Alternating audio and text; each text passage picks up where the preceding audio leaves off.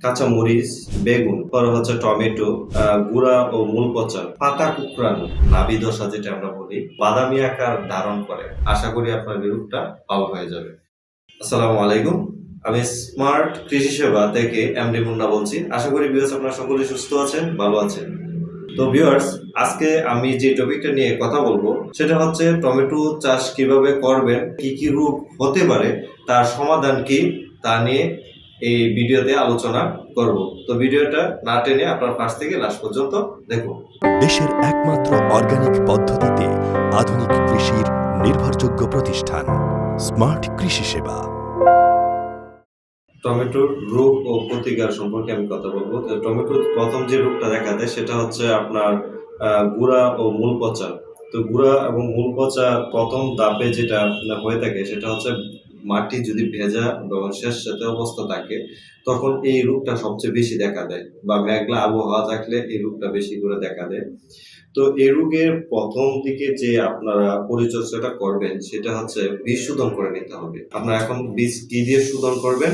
বীজটা হচ্ছে আপনারা অটোস্টিন অথবা কিউপ্রবিট। অটোস্টিন হচ্ছে প্রতি লিটার পানির জন্য হচ্ছে 2 গ্রাম হারে দিবেন, আর অথবা কিউপ্রবিটটা হচ্ছে প্রতি লিটার পানির জন্য হচ্ছে আপনারা 4 গ্রাম হারে দিবেন। দিয়ে হচ্ছে আপনার বীজটা শোধন করে নেবেন। এটা হচ্ছে আপনার গুঁড়া পচা বা মূল পচা হচ্ছে প্রথম ট্রিটমেন্ট।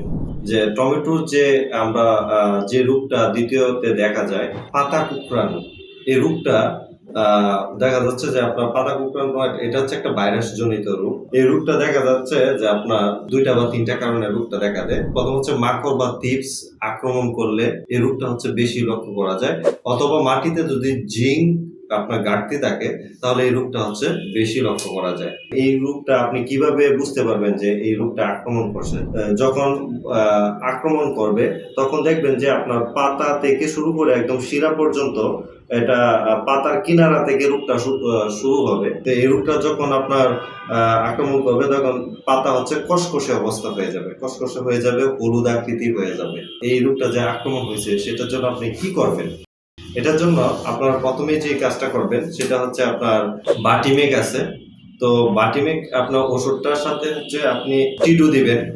ইমিডাক্লোপিড হচ্ছে টিডু, আর হচ্ছে বাটিমেক, এভারভেক্টিন গ্রুপ হচ্ছে বাটিমেক।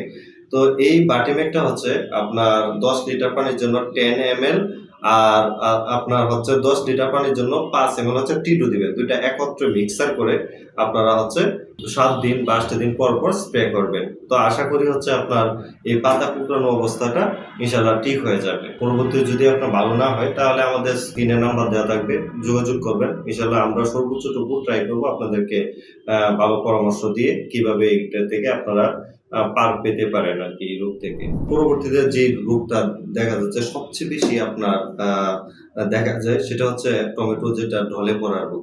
কাঁচা মরিচ, পরে হচ্ছে টমেটো, বেগুন ফসলগুলোর মধ্যে সবচেয়ে বেশি ঢলে পড়া রোগগুলো লক্ষ্য করা যায় আর কি। তো এই রোগে অনেকে বলে যে কোনো সমাধান নেই। অ্যাকচুয়ালি এটার অবশ্যই সমাধান আছে।